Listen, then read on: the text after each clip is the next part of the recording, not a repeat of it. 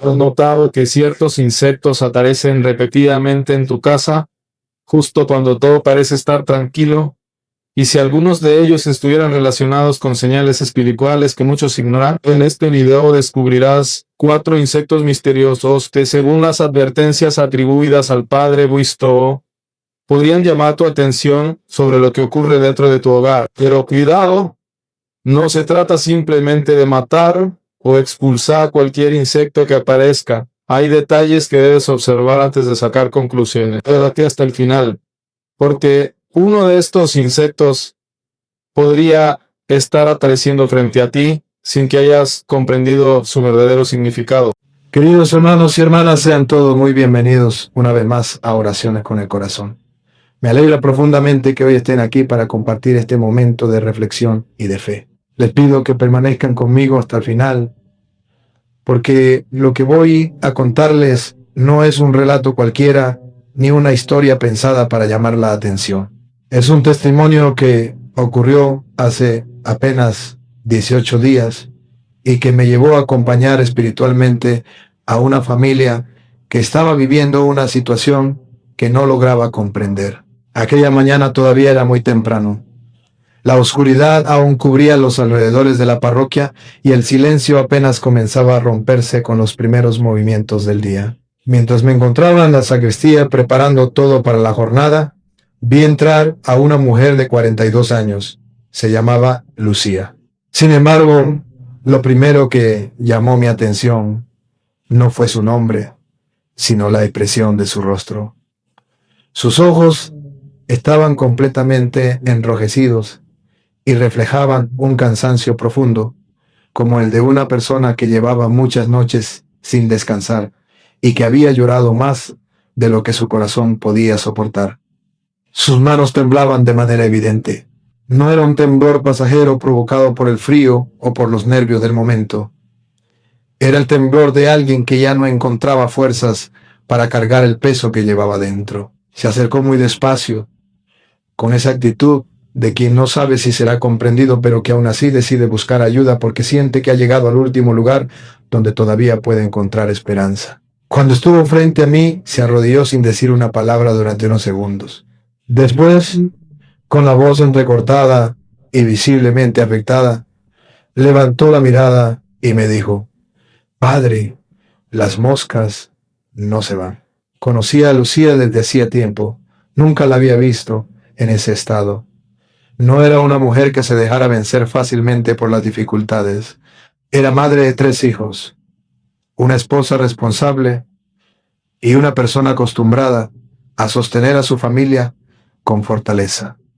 Durante más de 20 años había cuidado su hogar con dedicación, manteniéndolo siempre limpio, ordenado y en paz.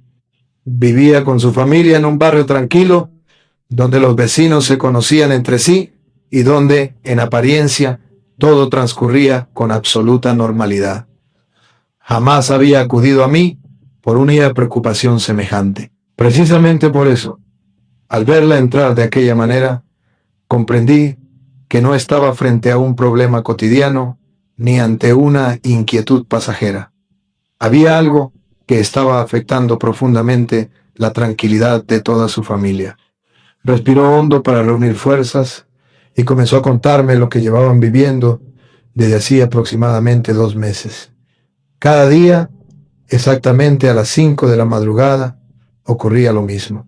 Hizo una breve pausa antes de continuar, como si pronunciar aquellas palabras le produjera todavía más angustia. «Padre, aparecen moscas en nuestra cama. No es una ni 2, son decenas. Siempre llegan al mismo lugar. Siempre se posan sobre la almohada de mi esposo». Pero, según me explicó, lo más desconcertante no era únicamente que aparecieran de forma tan precisa y repetitiva. Lo verdaderamente extraño era que no se marchaban. Abría todas las ventanas de la habitación, corría las cortinas para que entrara la luz, intentaba espantarlas una y otra vez, y aún así permanecían allí. No volaban hacia el exterior, se mantenían inmóviles, insistentes, como si hubiera algo que las hiciera permanecer exactamente en ese lugar. Lucía actuó como habría hecho cualquier persona ante una situación semejante. Buscó primero una explicación completamente natural. Contrató un servicio de fumigación y al no obtener resultados, llamó a una segunda empresa diferente para descartar cualquier error. Los dos equipos inspeccionaron cuidadosamente toda la vivienda. Revisaron el sistema de drenaje, el techo, los conductos de ventilación, las paredes, las ventanas y cada rincón donde pudiera existir un foco que explicara la presencia de aquellas moscas. Ninguno encontró una causa que justificara lo que estaba ocurriendo. Cada rincón buscaron humedad, restos, alguna fuente que explicara aquello, y los dos, con la misma expresión de desconcierto, le dijeron exactamente lo mismo. Señora, aquí no hay nada que justificara ni una sola mosca. Pero las moscas estaban ahí cada madrugada a la misma hora en el mismo lugar. Y entonces Lucía bajó la voz como si lo que iba a decir ahora fuera aún más difícil. Padre, no es solo ello. Me habló de un olor. No era fuerte, no era algo evidente. Era leif, pero constante. Un olor dulzón, pesado, difícil de describir. Aparecía también de madrugada, siempre a la misma hora. Y lo más inquietante, nadie más en la casa lo percibía, solo él se lo dio a su esposo. Él le respondió que eran imaginaciones, que probablemente estaba cansada. Se lo dijo a su madre. Su madre le dijo que descansara más, que trabajaba demasiado, que su mente le estaba jugando una mala pasada. Pero Lucía sabía en lo más profundo de su interior que aquello no era normal. Música, que aquello no era solo cansancio, que algo no estaba bien. Y mientras me lo contaba, yo no estaba escuchando solo una historia extraña. Estaba viendo a una mujer que ya no sabía en quién confiar, una mujer que había hecho todo lo correcto, que había buscado música, explicaciones, que había agotado las respuestas lógicas y que aún así seguía enfrentando algo que no podía entender. Y fue entonces cuando comprendí que lo que estaba ocurriendo en esa casa no era simplemente un problema físico, era algo que exigía ser mirado con otros ojos. Fue a un médico para descartar problemas olfativos. Todo salió bien, todos los estudios perfectos, todo estaba en orden, todo, excepto su casa. Pero lo que terminó de quebrarla fue su hijo menor, un niño de 8 años, un niño alegre, un niño que hasta hacía unos meses dormía profundamente y se despertaba cantando para ir a la escuela. Ese niño comenzó a tener pesadillas. La misma pesadilla, noche tras noche, una señora vestida de negro entraba a su cuarto con las manos llenas de insectos. El niño me lo contó después con sus propias palabras, palabras que todavía me estremecen. Padre, ella me miraba y sonreía, y los insectos se caían de sus manos al piso. El pediatra dijo que era estrés escolar. Los padres confiaron en esa respuesta durante semanas, hasta que una noche Lucía entró al cuarto del niño y sintió por primera vez en su vida algo que nunca había sentido, que había alguien más ahí, alguien que ella no podía ver. Y mientras todo esto pasaba adentro, afuera, entre música, ella y su esposo, crecía una tensión que no tenía explicación. Discusiones por cosas mínimas, silencios largos en la mesa, celos fundamento. Dos personas que llevaban 23 años de matrimonio estable, ahora se miraban como dos desconocidos en un cuarto cada vez más frío. Cuando Lucía terminó de contarme todo, yo me quedé callado, la dejé respirar. Le ofrecí un vaso de agua bendita y entonces le hice una sola pregunta. Una pregunta que aprendí a hacer después de 15 años de ministerio, de haber visto este patrón decenas de veces, de haber entendido que las preguntas correctas son las que abren las puertas correctas. Le pregunté, Lucía, ¿en los últimos 6 meses han recibido en casa algún objeto, algún regalo, alguna figura decorativa que venga de parte de alguien con quien ustedes hayan tenido un conflicto serio? Ella se quedó paralizada. Sus ojos se llenaron otra vez de lágrimas. Asintió lentamente con la cabeza y con una voz apenas audible me respondió una sola palabra. Sí, yo lo había visto antes muchas veces, pero nunca en 15 años de sacerdocio había escuchado un caso donde las moscas fueran solo el principio. Porque cuando Lucía terminó de describirme todo lo que había pasado en su casa en esas últimas semanas, entendí algo que me dejó frío. En ese hogar no había una sola señal, había cuatro insectos distintos, 4 criaturas distintas, 4 puertas abiertas por el mismo enemigo. Y eso, hermanos míos, es exactamente lo que vengo a enseñarles hoy. Lo que voy a revelarles ahora es un patrón que casi ningún sacerdote católico de hoy se atreve a nombrar desde el púlpito. Un patrón que los exterminadores no pueden identificar porque no es su campo. Un patrón que los psiquiatras descartan porque no tienen categoría para nombrar. Y un patrón que las abuelas de nuestra tierra conocían perfectamente, pero que una generación entera decidió tratar como superstición y olvidar. Ese olvido nos ha costado caro durante el siglo pasado. Muchas de la iglesia, por temor al que dirán, por vergüenza de parecer atrasada, por miedo a ser acusada de fomentar miedo, dejó de enseñar la dimensión física de la guerra espiritual. Dejó de explicar por qué la Sagrada Escritura habla con tanta gravedad del Señor de las Moscas. Dejó de recordar por qué los padres del desierto eran atacados en forma de insectos durante sus vigilias. Dejó de predicar sobre las señales visibles que el enemigo deja en los hogares donde hay una puerta abierta. Y mientras tanto, miles de familias católicas siguieron viendo esas mismas señales sin tener a nadie que les explicara lo que estaban viendo. Pero lo que la iglesia calla, el enemigo lo aprovecha.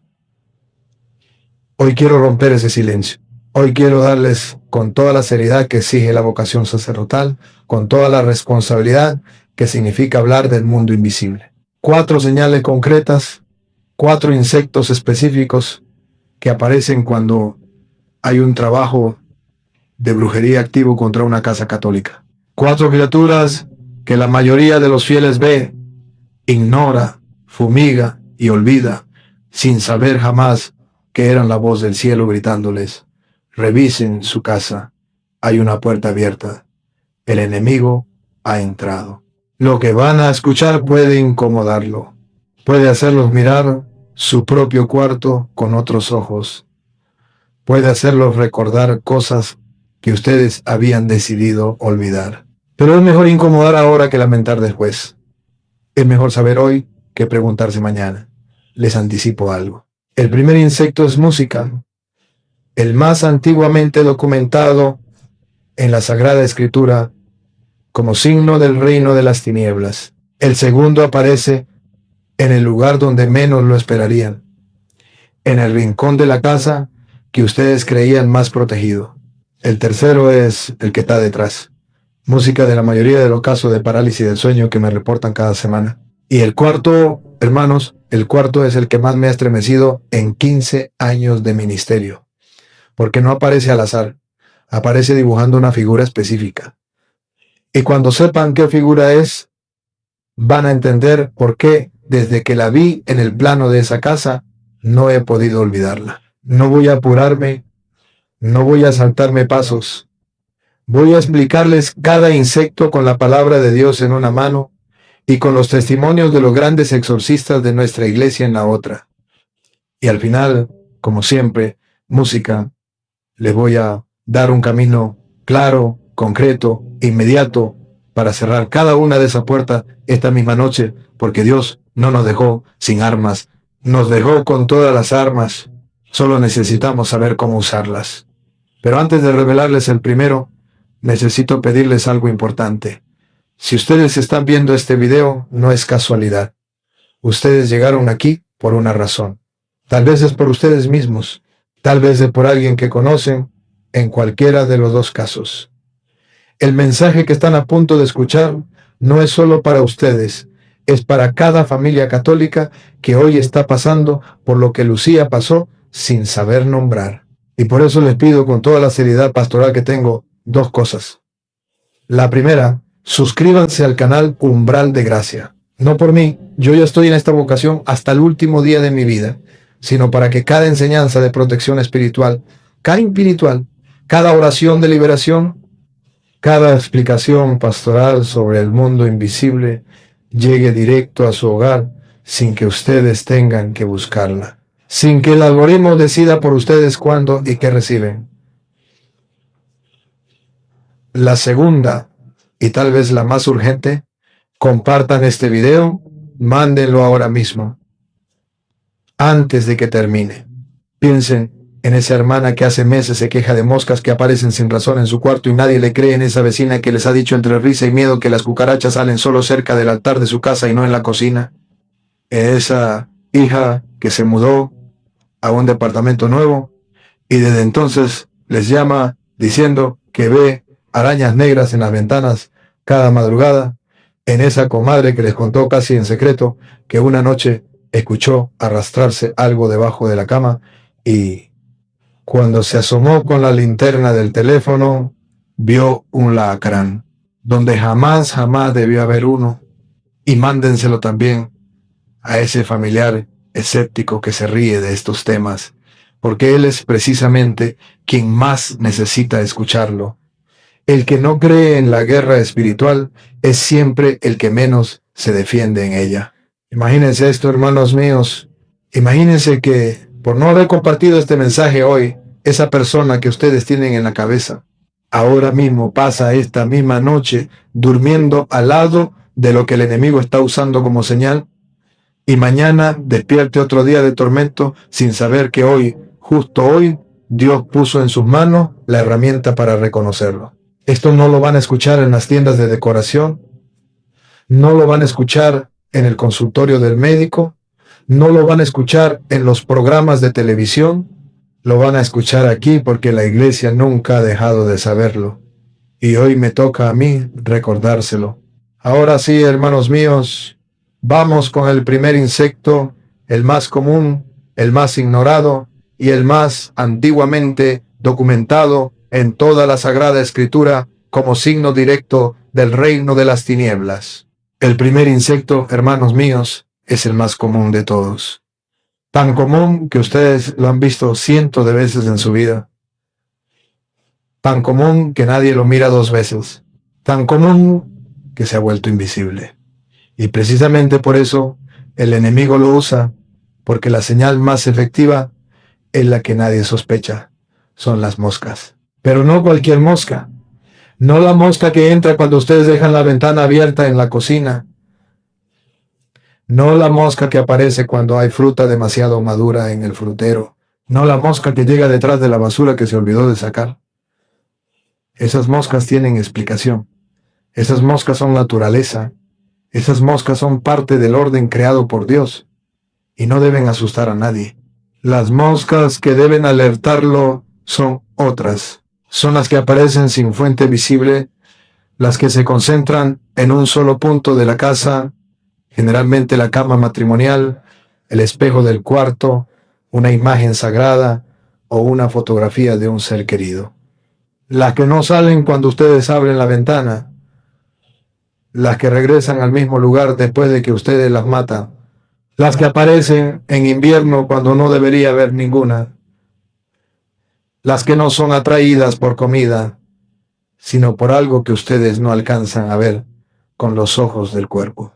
Y para que ustedes entiendan la gravedad de esta señal, tengo que llevarlos a las páginas más antiguas de la palabra de Dios. Porque la conexión entre las moscas y el reino de las tinieblas no es invento mío, no es folclore, no es superstición popular, es Sagrada Escritura. Abran conmigo el segundo libro de los Reyes, capítulo 1. Ahí la palabra de Dios nos cuenta la historia del rey Ocosías, un rey de Israel que al caer gravemente herido desde una ventana de su palacio, envió mensajeros a consultar no al Dios de Abraham, de Isaac y de Jacob, sino a un Dios falso llamado Baal-zebú. Y ese nombre, hermanos míos, no es un nombre cualquiera.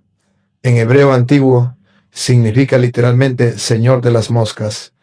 Así se llamaba la deidad falsa que aquel rey consultó. Y Dios por medio del profeta Elías, respondió con una sentencia terrible: por haber buscado al Señor de las moscas, en lugar de buscarme a mí, no te levantarás del lecho en el que yaces. Y el música rey murió. Escuchen bien esto, hermanos. La palabra de Dios, escrita hace más de 700 años, ya nombraba al enemigo con el título que más le correspondía: Señor de las moscas. Y el mismo nombre reaparece siglos después en los labios de nuestro Señor Jesucristo en el Evangelio. Cuando los fariseos lo acusan falsamente de expulsar demonios por el poder de Belzebul, Cristo no inventa el nombre, Cristo lo confirma. El príncipe de los demonios, en el lenguaje hebreo antiguo, cargaba precisamente ese título. Y esto no es casualidad, no es metáfora, no es poesía oriental, es revelación. Pero hay más. Habrá en el libro del Éxodo, capítulo 8, ahí Dios envía contra Egipto, entre otras plagas, una plaga específica de moscas. Y escuchen lo que dice la palabra con toda claridad. Las moscas invadieron las casas egipcias, pero no entraron en la tierra de Gosén, donde habitaban los hijos de Israel. ¿Por qué? Porque los hijos de Israel estaban protegidos por la señal del Dios verdadero. Las moscas, hermanos, distinguieron entre los hogares cubiertos y los hogares descubiertos. No entraban donde había protección divina, entraban donde no la había. Esa distinción, que para nosotros hoy puede parecer antigua, es exactamente la misma distinción espiritual que opera en nuestros hogares ahora mismo. Donde hay protección, donde hay oración, donde hay sacramentales bendecidos, donde hay vida sacramental activa, las señales del enemigo no se sostienen, donde hay descuido, donde hay una puerta abierta, las señales se multiplican. Música. Y esto no lo digo solo yo, lo dijeron los santos de nuestra iglesia mucho antes que yo. San Agustín de Hipona, uno de los más grandes doctores de nuestra iglesia, obispo del siglo, y había sido filósofo rigurosísimo y que no aceptaba nada sin examinarlo, escribió en su monumental obra La ciudad de Dios una reflexión que me acompaña desde que la leí por primera vez. Siendo seminarista, San Agustín decía, en palabras que yo parafraseo para ustedes, que los demonios, habiendo caído desde la gloria angélica, no pueden ya imitar la belleza de Dios. Y al no poder imitar la belleza, imitan lo inmundo. El que fue ángel de luz al caer no puede manifestarse sino en las criaturas más bajas, en lo más rastrero, en lo que el hombre naturalmente rechaza. Por eso, hermanos, cuando aparecen estas moscas anómalas en una casa, no es casualidad biológica, es teología encarnada. Es el reino caído manifestándose en la única forma que le queda disponible. En lo vil, en lo rastrero, en lo que provoca repugnancia instintiva en el alma humana. El alma sana rechaza las moscas por instinto. Dios puso ese instinto en nosotros precisamente para que reconociéramos la señal cuando la viéramos. Y alguien podría preguntarme ahora: Padre, ¿esto es historia antigua? ¿Esto es teología del siglo? ¿Qué evidencia hay de que esto siga ocurriendo hoy? Tengo una respuesta clara y tiene nombre y apellido. El padre Gabriel Amor no fue un sacerdote cualquiera. Fue el exorcista oficial del Vaticano durante casi 30 años, desde 1986 hasta poco antes de su muerte. Fue fundador de la Asociación Internacional de Exorcistas, reconocida oficialmente por la Santa Sede. Realizó más de 700 exorcismos documentados a lo largo de su ministerio y murió en el año 2016, dejando una de las obras más serias y respetadas sobre guerra espiritual que existen en la iglesia contemporánea. El padre Amor escribió en su libro Un exorcista cuenta su historia. Lo siguiente, y lo parafraseo para ustedes. Durante numerosos rituales de liberación, especialmente en casos donde había trabajo de ocultismo, maldición familiar, aparecían enjambres de moscas en habitaciones que estaban completamente selladas, moscas que no tenían manera física de haber entrado, moscas que se concentraban alrededor de la persona afectada o sobre objetos religiosos del hogar. Y estas moscas, documentaba Amor, desaparecían exactamente en el momento en que se rociaba agua bendita y se pronunciaban las oraciones de liberación. No disminuían, desaparecía música y no regresaban. Amor documentó un caso en Roma en los años 90 de una familia que llevaba 8 meses con enjambres diarios de moscas en el cuarto matrimonial. Habían contratado a los mejores especialistas, habían hecho todas las revisiones posibles, nadie encontraba explicación. Cuando Amor llegó, bendijo la casa siguiendo el ritual romano. Realizó las oraciones correspondientes y documentó algo que queda escrito en su libro. Esa misma noche, por primera vez en 8 meses, la familia durmió sin una sola mosca en el cuarto y no regresaron jamás. Hermanos míos, cuando el exorcista oficial del Vaticano, con más de 70 casos documentados, escribe esto con el nihilo stadia, el imprimaturia, no es folclore, es testimonio pastoral serio. Y ahora déjenme contarles un caso mío, uno que viví en carne propia hace apenas 3 años. Doña Mercedes era una viuda de 56 años de la ciudad de Guadalajara. Había enterrado a su esposo Antonio después de 41 años de matrimonio. Era una mujer de fe profunda, de rosario diario, de misa dominical sin falta, y me buscó un domingo después de la misa con la mirada de quien ya no sabe a quién más acudir. Contó que desde hacía 6 meses cada mañana aparecían moscas en la fotografía enmarcada de su esposo, que tenía sobre el tocador del cuarto, no sobre la cama, no sobre el espejo, sobre la foto, exactamente sobre esa foto. Y se quedaban ahí inmóviles como si estuvieran velando algo que Mercedes no alcanzaba a entender. Había contratado a 3 fumigadores distintos, ninguno encontró fuente. Uno de ellos le llegó a decir con una sinceridad que a ella le dolió: «Señora, aquí no hay razón para que haya ni una sola mosca». Un pariente suyo, tratando de ayudar, le dijo que seguramente era el duelo, que su mente le estaba jugando malas pasadas, que en el dolor uno ve cosas, pero las moscas eran reales. Su hija la fotografió con el teléfono, su nieta las vio, la vecina las vio, no era imaginación. Cuando llegué a su casa, lo primero que hice fue rociar agua bendita en el cuarto y en el tocador. Y le hice una pregunta que después de 15 años he aprendido a hacer con calma. Doña Mercedes, en los días después del entierro de su esposo, ¿alguien le regaló algún objeto religioso, algún rosario, alguna estampa, diciéndole que era para que rezara por él? Ella se quedó pensando y recordó una vecina con quien música. Ella nunca había tenido mucha relación.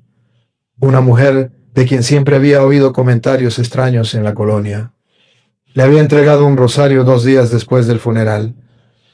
Rosario raro de cuentas oscuras con una medalla que Mercedes nunca había identificado. Lo había guardado en el cajón del tocador, justo al lado de la foto de Antonio, porque no quiso despreciarlo. Le pedí que me lo mostrara. Lo examiné con cuidado y vi entre las cuentas oscuras un pequeño nudo de cabello humano entretejido. No era un rosario católico, era otra cosa. Con permiso de Merced, llevé ese rosario fuera de la casa. Lo quemé mientras rezaba oraciones de liberación y regresé a bendecir formalmente cada rincón del cuarto. Le indiqué confesión sacramental, comunión al día siguiente y una misa mandada especialmente por el alma de su esposo. 3 días después, Mercedes me llamó por teléfono.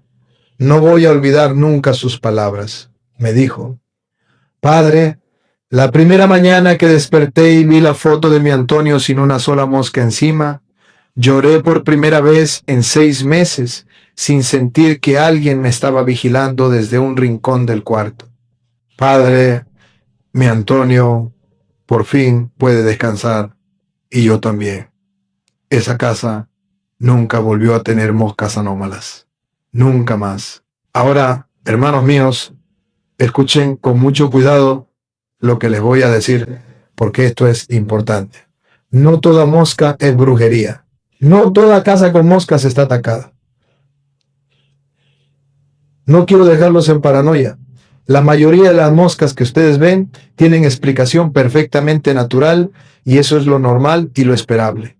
Lo que tienen que observar es el patrón, la concentración en un punto específico, la ausencia de fuente, la resistencia a salir por ventanas abiertas, la asociación con objetos personales o sagrados, la coincidencia con otros síntomas, rotura del sueño, conflictos familiares sin explicación, niños con pesadillas repetidas, sensación de presencia en la casa, olores que nadie más nota. Cuando aparecen varios de estos signos juntos, hermanos, no es tiempo de fumigar, es tiempo de rezar, de confesarse y de llamar al párroco para que bendiga la casa. Y si el caso de doña Mercedes les pareció impactante, si ya con las moscas ustedes sienten que este video los está haciendo mirar su propia casa de otra manera, préstenme un minuto más de atención, porque lo que viene ahora es todavía más perturbador. El segundo insecto, hermanos míos, no entra por ventanas, no entra por puertas. El segundo insecto aparece porque algo entró primero. Algo que ustedes mismos sin saberlo llevaron a su casa.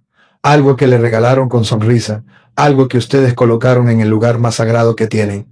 Y cuando entré a la cocina y a la sala de la siguiente familia que me pidió ayuda, las cucarachas no estaban detrás del refrigerador, no estaban en el bote de basura, no estaban donde se supone que deben estar las cucarachas. Estaban formando un círculo perfecto alrededor de la imagen de la Virgen de Guadalupe. Y cuando les cuente lo que descubrí detrás de esa imagen, van a entender por qué ciertos regalos, por mucho que vengan envueltos en palabras piadosas, jamás deben aceptarse sin bendecirlos primero. El segundo insecto, hermano mío, es un insecto que ustedes han visto toda la vida. Un insecto que todos asociamos con la suciedad, con la humedad, con la cocina descuidada. Un insecto tan universalmente conocido que cuando aparece en una casa, lo primero que pensamos es en limpieza, lo segundo en fumigación, y rara vez, casi nunca pensamos en guerra espiritual. Pero hay una cucaracha que no viene por migas. Hay una cucaracha que no aparece en la basura. Hay una cucaracha que ignora la cocina y se dirige con una precisión que desafía la biología directamente a lo que ustedes tienen de más sagrado en su casa. Ese es el segundo insecto, la cucaracha, que aparece alrededor del altar. Y para contarles cómo entendí esto en carne propia, déjenme llevarlos a la casa de la familia Gutiérrez, un matrimonio joven de Monterrey, con 2 niños pequeños, una familia devota de misa dominical, de primera comunión tomada en serio de rosario, los miércoles en familia. No una casa descuidada, no una casa donde nada tuviera explicación, una casa donde la madre limpiaba diariamente porque así se lo habían enseñado y donde el padre revisaba mismo las instalaciones porque era ingeniero de profesión. Esa familia me buscó porque las cucarachas no lo dejaban en paz, pero no esperaría. La cocina estaba impecable. Los botes de basura estaban sellados.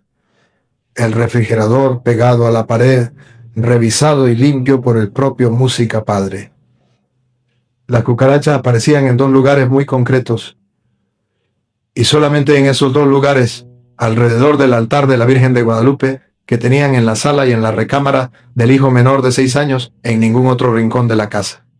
Cuando la madre me envió por mensaje la fotografía del altar, con las cucarachas, formando un semicírculo casi perfecto alrededor de los pies de la imagen, sentí en el pecho algo que llevo aprendiendo a identificar desde que me ordené ese frío pastoral que avisa de que el caso es serio. Antes de contarles qué encontré cuando llegué a esa casa, necesito darles el fundamento. Porque si no entienden por qué las cucarachas teológicamente pueden convertirse en señal, van a pensar que estoy inventando Ibsen. No invento nada, solo les repito lo que la Iglesia, desde los padres hasta los exorcistas contemporáneos ha venido diciendo durante siglos. El libro de Levítico, en el capítulo 11, versículo del 41 al 42, habla con total claridad de las criaturas que se arrastran por la tierra. La palabra de Dios las llama criaturas impuras y prohíbe expresamente su consumo y las asocia teológicamente con lo que contamina al pueblo elegido. Ahora, hermanos, escuchen bien. No se trata de que hoy tengamos que seguir al pie de la letra las leyes alimentarias del Antiguo Testamento, porque Cristo en el Nuevo Testamento declara limpios todos los alimentos. De lo que se trata es de entender la simbología espiritual que Dios imprimió en esas criaturas desde el principio. Las criaturas que se arrastran en la Escritura son signo visible de lo que se oculta, de lo que huye de la luz, de lo que busca los rincones oscuros. Y ese simbolismo no desaparece con el Nuevo Testamento, se profundiza. El profeta Isaías, en el capítulo 66, versículo 17, asocia directamente a ciertos cultos impuros, a ciertas prácticas ocultas con el consumo y la convivencia con criaturas rastreras. No es un detalle menor. La Escritura está enseñándonos con paciencia divina que el reino caído tiene afinidad natural con lo que se arrastra, y una de las místicas más grandes que la Iglesia ha reconocido entendió esto con una claridad luminosa. Santa Hildegarda de Bingen fue una religiosa alemana del siglo X, una mujer que compuso música que todavía se canta en nuestras liturgias, que escribió tratados de medicina y botánica respetados hasta hoy, que escribió misiones místicas con permiso directo de la Iglesia, y que fue elevada doctora de la Iglesia por el Papa Benedicto X en el año 2012, lo cual significa que su enseñanza tiene peso formal dentro del magisterio. No es una misionaria cualquiera, es una maestra de la fe. En su obra Sebeías, en la tercera parte, Santa Hildegarda describió visiones en las que la corrupción espiritual dentro de un hogar se manifestaba por medio de criaturas pequeñas e inmundas que invadían precisamente los espacios consagrados. Y uso sus propias categorías cuando parafraseo los lugares donde el nombre de Dios era honrado. Pero el corazón de los habitantes estaba dividido entre Dios y el mundo, entre la fe y el pacto con lo oscuro, entre la apariencia y la realidad. Eran justamente los lugares donde estas criaturas se acumulaban. Y cuando la persona se confesaba, cuando purificaba el corazón, cuando rompía con aquello que había permitido entrar, las criaturas desaparecían. 8 siglos antes de que yo llegara a la casa de los Gutiérrez, una monja alemana ya lo había descrito. Y hay más, porque si amor fue la voz del Vaticano moderno sobre exorcismo, hay otra voz sacerdotal seria que también dedicó su vida a clasificar con rigor teológico música, los distintos modos en que el enemigo actúa en el mundo. Me refiero al padre José Antonio Fortea. El padre Fortea es un sacerdote español, doctor en demonología, por la Universidad Pontificia de Salamanca, exorcista, autorizado por su obispo y autor de una obra que se ha convertido en referencia contemporánea. A Suma Demoníaca, a diferencia de muchos autores emocionales sobre estos temas, Fortea escribe con la precisión de un teólogo sistemático. Clasifica, ordena, distingue, y por eso su testimonio tiene un peso particular. En la Suma Demoníaca, el padre Fortea clasifica la acción extraordinaria del demonio en 4 modos: la obsesión, la vejación, la posesión y la infestación. Y la infestación para Fortea tiene una característica distintiva: no afecta directamente a la persona, afecta al lugar, afecta a la casa, y se manifiesta, entre otras formas, en apariciones anómalas de animales y especialmente de criaturas inmundas en torno a objetos sagrados. Fortea escribe que cuando una casa ha sido objeto de un trabajo oculto, cuando se ha introducido en ella un objeto cargado con intención maligna, el espacio mismo queda afectado. Y esa afectación se hace visible en el reino físico por medio de signos que el pueblo católico tradicional siempre ha sabido leer. Cucarachas alrededor del altar es textualmente uno de los signos que Fortea documenta. Y ahora entenderán por qué cuando vi la fotografía que la señora Gutiérrez me envió, no dudé en ir personalmente a esa casa. Llegué un jueves por la tarde. Revisé primero el altar de la sala. La imagen de la Virgen de Guadalupe estaba hermosa, grande, enmarcada, en madera oscura, una imagen noble. La bendije, pero al bendecirla, hermanos míos, sentí algo que he sentido pocas veces en mi ministerio. Una resistencia no dramática, no una resistencia escandalosa, una resistencia sutil, como si el gesto mismo de la bendición encontrara una capa invisible que no debía estar ahí. Y entendí, música, que tenía que mirar con más cuidado. Le pedí permiso a la señora para examinar detrás de la imagen. Con delicadeza separamos el cuadro de la pared y ahí, en la parte posterior del marco, cuidadosamente escondido entre el cartón y la madera, encontramos algo que la madre no sabía que estaba ahí. Un pequeño envoltorio de tela oscura del tamaño de una nuez, atado con un hilo rojo. Al abrirlo contenía cabellos humanos, sal negra que no era sal de cocina y un papel doblado con un nombre escrito en tinta seca, el nombre del hijo menor de 6 años. Esa imagen de la Virgen que los Gutiérrez tenían en el lugar más sagrado de su casa, se le había regalado a la madre una prima suya, una prima con quien la familia había tenido un conflicto serio por una herencia hacía un año. Una prima que les había llevado la imagen como gesto de reconciliación, diciendo con una sonrisa para que la Virgen los cuide siempre. La madre, agradecida y sin sospechar, la había colocado con amor en el centro del altar familiar. Dentro de la Virgen había un trabajo dirigido específicamente contra el niño. Con autorización de los padres, llevé el envoltorio fuera de la casa, lejos del hogar, y lo quemé rezando oraciones de liberación. Volví, bendije la imagen nuevamente, esta vez sin resistencia. Bendije la casa entera, habitación por habitación. Recomendé confesión de toda la familia. Misa el domingo siguiente, con intención específica por la casa y novena de San Miguel Arcángel en familia durante los siguientes 9 días. Esa misma noche, la madre me llamó. Me dijo con una voz que todavía recuerdo: Padre, por primera vez en 9 meses, mi hijo durmió de un tirón sin despertarse, gritando, sin hablar, dormido, sin llamar a nadie. Y cuando entré a verlo por la madrugada, para asegurarme de que estaba bien, Padre, la imagen de la Virgen se veía diferente, como si sonriera otra vez, como si hubiera vuelto a nuestra casa.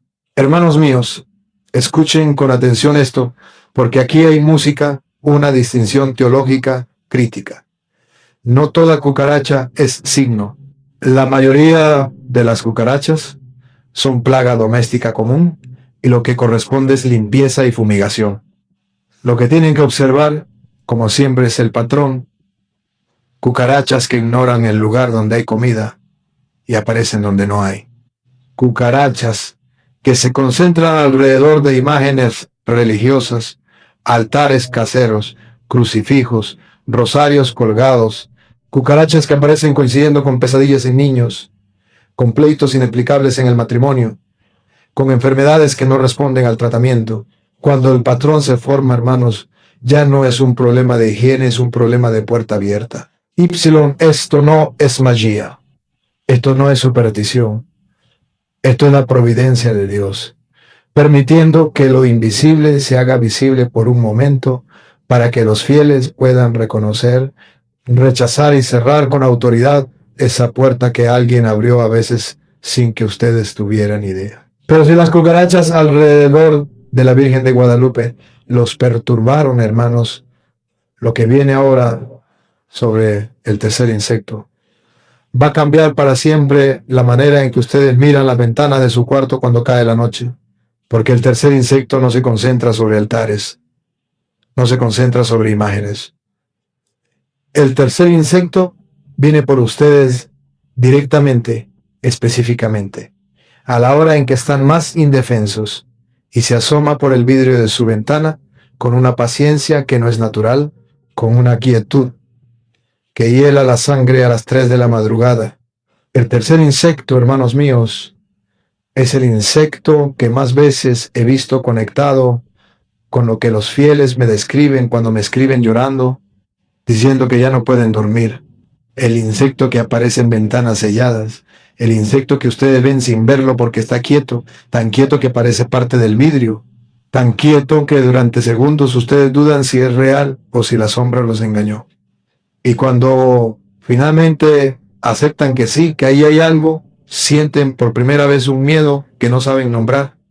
Es la araña negra, grande, silenciosa, que aparece en la ventana del cuarto matrimonial entre las 3 y las 4 de la madrugada, que no teje telaraña, que no caza nada, que simplemente se queda ahí mirando noche tras noche durante semanas o meses. Y a diferencia de los dos insectos anteriores, este tercero no viene por un objeto música, este tercero viene por una hora, y esa hora no es casual. El libro de los Proverbios, en el capítulo 30, versículo 28, menciona con una imagen poderosa a la araña que se mete hasta en los palacios de los reyes.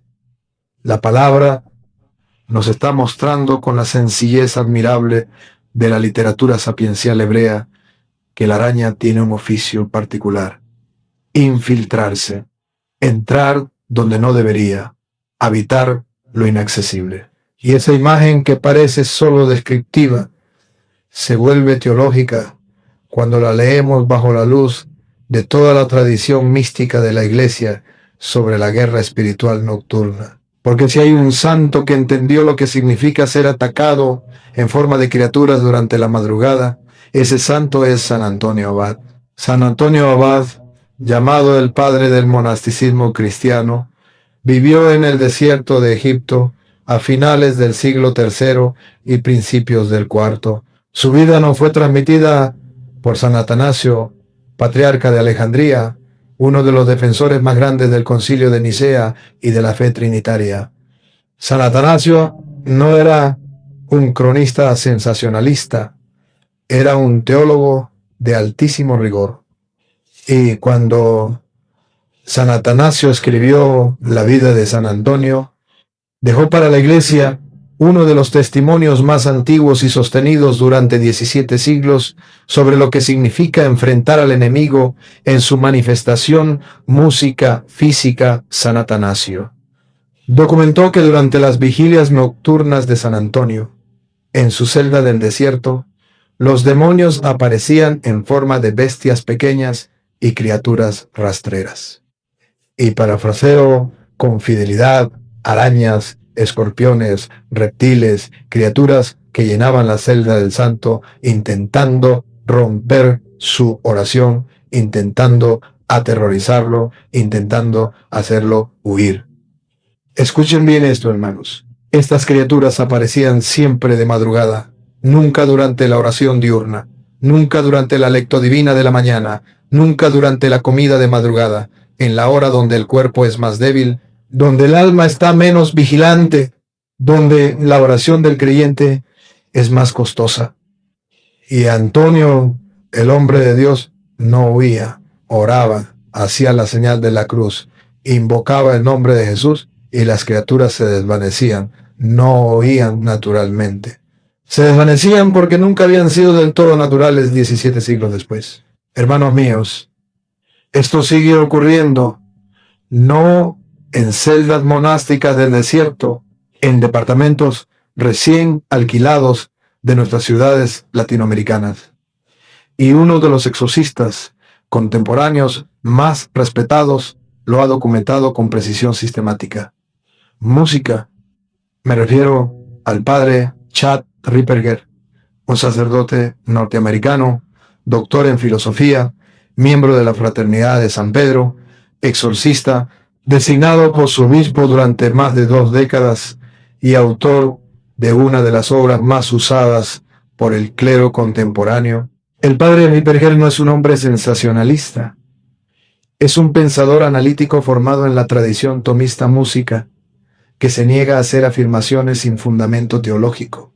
Ripperger ha enseñado, y lo parafraseo para ustedes con cuidado, que cuando aparecen manifestaciones de arañas en patrones anómalos, especialmente durante la franja nocturna, que la tradición católica ha llamado la hora del enemigo, entre las 3 y las 4 de la madrugada, casi nunca son coincidencia biológica. Son, en la mayoría de los casos que él ha documentado en su ministerio, signos de lo que él llama opresión nocturna. Y la opresión nocturna para Ripperger es un estado intermedio en la acción del enemigo. Ya no es solo influencia ordinaria, todavía no es posesión. Es un estado de ataque sostenido sobre la persona. A menudo desde distancia. A menudo porque alguien realizó un trabajo oculto que mantiene el canal abierto. Escuchen esto con cuidado, hermanos. No es que las arañas ataquen, son solo la señal visible. El ataque es otro. El ataque es el agotamiento, el insomnio, las pesadillas recurrentes, los pensamientos obsesivos, las tentaciones específicas que antes no tenían, las sospechas sin fundamento, los celos sin base, la depresión que no responde a tratamiento. Las arañas son el símbolo. Lo que hay detrás del símbolo es lo que verdaderamente hace daño. Y ahora déjenme contarles el caso de Pablo y Sara. Un matrimonio joven, 32 años, ambos de Bogotá, recién casados hacía 2 años, se habían mudado a un departamento rentado en un edificio moderno del centro de la ciudad. Un departamento limpio, bonito, con buena iluminación, con vista a la ciudad, aparentemente el comienzo ideal de una vida juntos. Pero desde la primera semana algo empezó a estar mal. Sara empezó a despertarse cada madrugada a las 3, no a las 2:30, no a las 4, a las 3 en punto, como si un reloj interno dentro de ella se activara sin que ella lo pidiera. Y al despertarse quedaba paralizada. No podía mover las manos, no podía mover los pies, no podía hablar. Y en ese estado de parálisis del sueño que duraba a veces 10, 15 minutos, veía una sombra femenina parada al lado de su cama mirándola. 5 meses música de esto, hermanos. 5 meses. Pablo, que al principio había sido comprensivo, empezó a cambiar. Empezó a tener sospechas que no tenían ningún fundamento. Empezó a revisar el teléfono de Sara por las noches cuando ella dormía. Empezó a sentir celos de compañeros de trabajo a quienes él nunca había conocido. Discusiones violentas comenzaron a aparecer donde antes había paz. 2 personas que se habían casado por amor y por fe comenzaron a dormir dándose la espalda. Y cada madrugada en la ventana del cuarto Sara veía la misma imagen. 3 arañas negras, grandes, inmóviles, pegadas al vidrio desde el exterior, a pesar de que vivían en el 5º piso. 3 siempre. 3 siempre. A la misma hora, siempre en el mismo punto de la ventana, Sara me buscó por un mensaje desesperado. Fui a ver el departamento, bendije la casa, rocío agua bendita, recé, pero algo no cerró del todo. Y cuando algo no cierra del todo, hermanos, es que todavía hay algo que no hemos visto.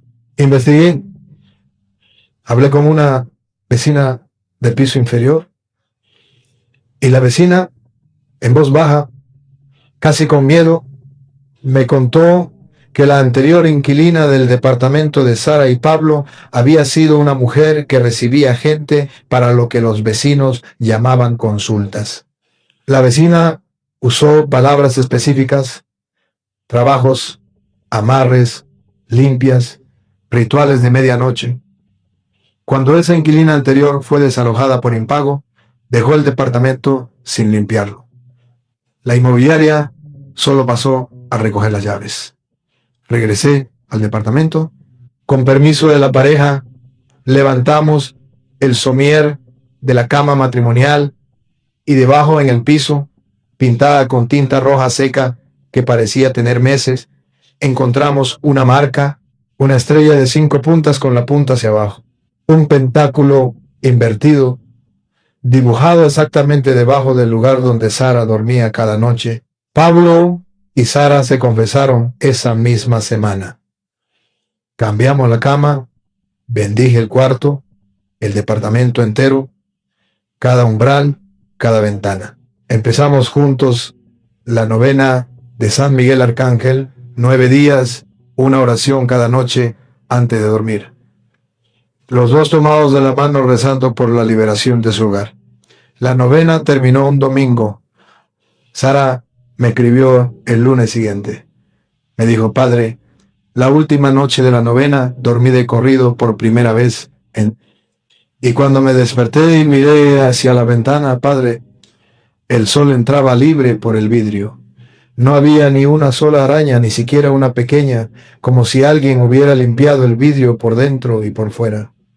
Al mismo tiempo, hermanos míos, hemos visto ya 3 señales: moscas que manifiestan al Señor de las moscas, cucarachas que rodean lo sagrado porque alguien lo profanó, arañas que oprimen por las noches porque hay un canal abierto desde lejos, 3 insectos, 3 señales, 3 puertas distintas por donde el mismo enemigo entra a nuestras casas. Y si ustedes pensaban que el tercer insecto era el más grave, escuchen con cuidado lo que voy a decirles ahora. Porque el cuarto insecto, hermano mío, no aparece al azar y no aparece por una puerta. Aparece dibujando una figura que cuando la vi por primera vez marcada en el plano de una casa, me dejó inmóvil durante 30 segundos sin poder hablar. Y lo que voy a contarles ahora es el caso más estremecedor que he enfrentado en 15 años de ministerio. Muchos pensarán, en cuanto lo nombren: Padre, este cuarto insecto es un animal del campo, no del... Y tienen toda la razón. En su hábitat natural, esta criatura fue hecha por Dios como parte del orden de la creación, con su función, con su lugar, con su dignidad. Pero cuando esta criatura aparece donde no debe aparecer, en un departamento de 5º piso en el centro de la ciudad, en invierno, multiplicándose en 3 semanas y dibujando una forma geométrica muy específica, eso ya no es naturaleza, eso es otra cosa. Y esa otra cosa tiene nombre teológico. Estoy hablando del lacrán del escorpión. Y la palabra de Dios, hermanos, no es ambigua cuando habla del escorpión en el Apocalipsis. En el capítulo 9, versículos del 3 al 10, el apóstol San Juan describe una visión que estremece. Del abismo salen langostas con aguijón de escorpión, criaturas enviadas a atormentar a quienes no tienen el sello de Dios en la frente. Dios mismo está en música usando la figura del escorpión para representar al agente directo del reino oscuro actuando sobre el mundo en los últimos tiempos. No es simbolismo literario vacío, es el Espíritu Santo eligiendo entre todas las criaturas posibles precisamente al escorpión para nombrar al tormentador. Y por si quedará duda, el mismo Señor Jesucristo en el Evangelio de San Lucas, capítulo 10, versículo 19, música, les habla a sus discípulos con estas palabras directas que yo parafraseo con respeto. Les he dado autoridad para pisar serpientes y escorpiones y sobre todo a poder del enemigo. Hermanos, fíjense bien, Cristo nombra específicamente al escorpión como representante del enemigo, no cualquier criatura, el escorpión. Y para cerrar del triple fundamento sobre esta cuarta señal, déjenme recordarles a San Juan Crisóstomo, doctor de la Iglesia, patriarca de Constantinopla, apodado por toda la tradición Boca de Oro por la altura inigualable de su predicación en sus homilías. Parafraseo, enseñó que cuanto más profunda es la infestación espiritual de un lugar, más reconocibles y más impactantes se vuelven los signos físicos que el enemigo deja. Porque los espíritus de rango superior cuando actúan no esconden su firma, la dejan como quien firma una carta. Y eso es exactamente lo que encontré en la casa de la familia Ramírez, un departamento en el 5º piso de un edificio en la Ciudad de México. Padre, madre, 2 niños pequeños de 4 y 7 años. 3 semanas antes de buscarme habían comenzado a aparecer alacranes en el departamento en invierno en el centro de la ciudad. No 1, no 2. En 3 semanas, 7 alacranes encontrados en lugares tan inesperados que la madre, que es arquitecta, hizo algo que yo jamás habría hecho. Marcó en un plano del departamento el punto exacto donde había encontrado cada uno. Cuando me pasó el plano por mensaje, hermanos míos, me senté, respiré y miré otra vez porque no podía creer lo que estaba viendo. Los 7 puntos unidos con línea formaban una cruz invertida perfecta, con el trazo vertical atravesando el departamento de cocina a cuarto principal con el trazo horizontal. Atravesando niños, fui esa misma noche. Apenas entré sentí en el pecho lo que yo llamo el frío pastoral. Esa sensación que aprendí a reconocer en 15 años y que Dios le regala al sacerdote como alarma interior. Cuando vi la impresión del plano en la mesa, la mirada de la madre buscando la mía, en silencio, entendí música, que lo que enfrentábamos no era un signo casual, era una firma. Hermanos, cuando vi esa cruz invertida, dibujada por los alacranes, entendí algo que no se me olvida. Habíamos entrado en un caso donde no había margen para improvisar. Pregunté a la familia, lo mismo que pregunto siempre. Y el padre recordó una empleada doméstica que había trabajado en la casa durante 2 años, despedida por robo. Habían jurado, al salir palabras exactas que ellos habían descartado. Como es abrupto, esta casa va a pagar. Sus hijos van a pagar. Y se había ido 6 meses después. Empezaron los alacranes. Fe, la bendición ritual completa de la casa, habitación por habitación, confesión del matrimonio, comunión, con intención específica por el hogar, al día siguiente. Novena de San Miguel Arcángel en familia. 9 días consecutivos. Los padres con los niños tomados de la mano rezando antes de dormir y algo más que no había hecho nunca con tanta explícita intención. Una renuncia verbal audible en familia a cualquier obra oculta que se hubiera hecho contra ellos, perdonando expresamente a la mujer que le había hecho la noche número 7 de la novena. Hermanos, el padre me llamó con la voz quebrada, me dijo algo que guardaré toda mi vida. Me dijo, padre, mi hijo menor, el de 4 años, el que no sabía absolutamente nada de lo que estaba pasando en esta casa. Me dijo esta mañana al despertar, sin que yo le preguntara nada, con una naturalidad que me heló, papi, la señora que venía en la noche ya no está, padre. Yo nunca le había mencionado nada, ni una palabra. Ese niño veía algo que nosotros no veíamos y hoy me dijo que ya no está. No aparecieron más alacranes. Pasaron semanas, pasaron meses, esa casa quedó sellada. Hermanos míos, escuchen con atención lo que les voy a decir. 4 insectos, 4 señales, pero no 4 problemas distintos. 4 puertas del mismo enemigo, 4 formas distintas en que el reino caído intenta entrar, tocar, firmar y romper los hogares católicos. Moscas que nombran al Señor de las moscas desde 27 años antes de Cristo. Cucarachas que rodean lo sagrado cuando alguien trajo a la casa algo que no debía entrar. Arañas que oprimen desde lejos a las 3 de la madrugada. Y escorpiones que firman con la arrogancia del enemigo la figura más antigua del desafío a Dios. Pero también, hermanos, 4 oportunidades, 4 momentos en que Dios mismo está permitiendo que lo invisible se haga visible.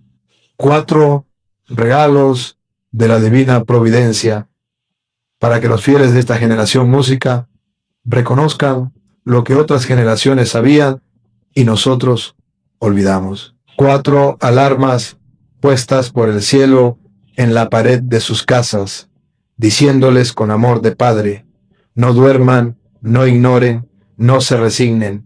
Tienen todas las armas para cerrar cada una de estas puertas. Y esas armas, hermanos míos, se las voy a entregar ahora. Hermanos míos, quiero decirles algo muy importante antes de continuar, porque no quiero que este mensaje los deje en el miedo. No quiero que se vayan a dormir esta noche pensando en moscas, en cucarachas, en arañas, en alacranes. Quiero que se vayan a dormir esta noche con las manos llenas de armas, armas reales, armas que la iglesia nos dejó desde hace 2000 años y que hoy son exactamente tan poderosas como lo fueron el día de Pentecostés. Escuchen bien esto. El apóstol San Juan, en su primera carta, capítulo 4, versículo 4, nos dejó una promesa que pesa más que todo lo que he descrito hoy.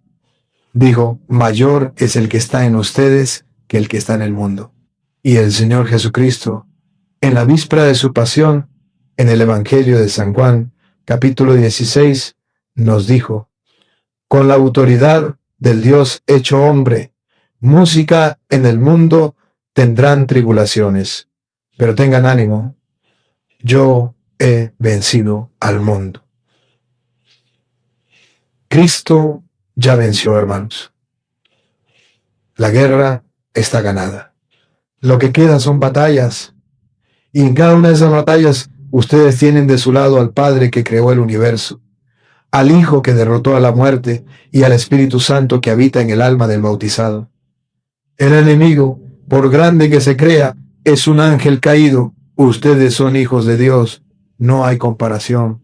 Ahora tomen una hoja, tomen un lápiz o escuchen con toda su atención, porque lo que voy a darles son 9 pasos concretos para cerrar cualquier puerta abierta en su hogar. 9 pasos que pueden comenzar esta misma noche. El primer paso es la confesión sacramental sin estado de gracia. Los sacramentales pierden gran parte de su fuerza porque los sacramentales son canales y el alma en pecado mortal cierra parcialmente el canal. Cuando le expliqué esto a Lucía, recuerden la madre de familia de 42 años con el cuarto infestado de moscas.